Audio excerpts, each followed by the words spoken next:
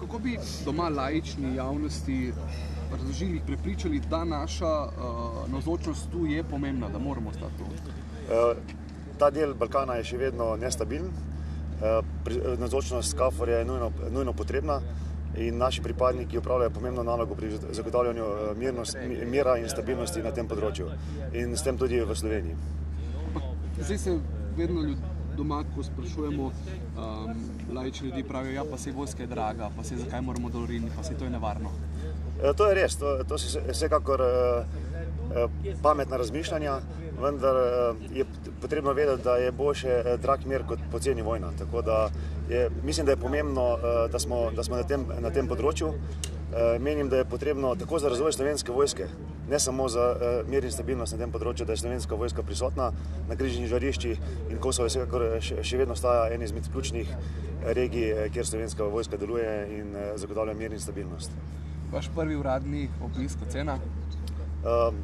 Tako kot sem pričakoval, zelo sem navdušen nad našimi pripadniki. Ponovno se je dokazalo, da so vrhunsko usposobljeni, pripravljeni, da imajo veliko srce in da načeloma dajo več, kot prejemajo. A mogoče kdo izkoristi to vašo prijaznost, tako da ste tako ljudski, da niste, recimo, kot smo navajeni v preteklosti, zvišeni?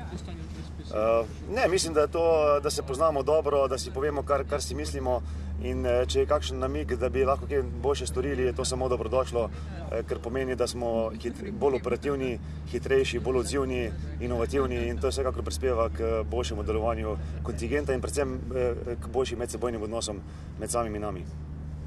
Načelnik, vi ste bil še pred parimi meseci sam poveljnik enega od kontingentov slovenske vojske v tujini. Kako pa danes gledate, kakšna je ta razlika kot načelnik ali pa kot biti poveljnik enega kontingenta?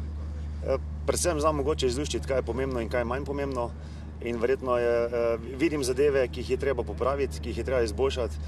Mogoče to ne bo vidno tako jutri, ampak vem, da bomo določene zadeve spremenili, izboljšali, tako da bomo naloge lažje upravljali, bolje upravljali, mogoče bolj učinkovito, ceneje in da bo mogoče izkoristek kljub temu še boljši.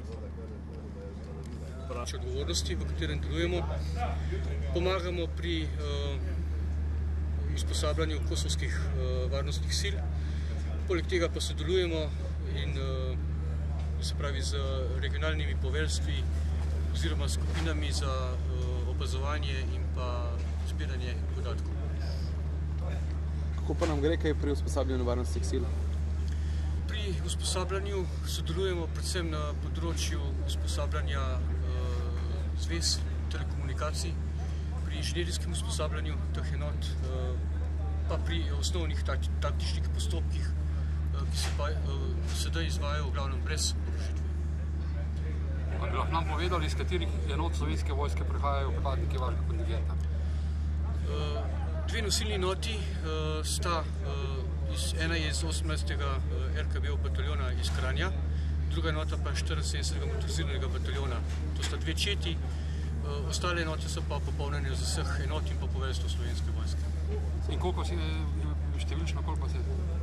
Trenutno nas je okrog 300, malenko se bomo povečali v juniju, ampak ta številka ne bo večja od 300.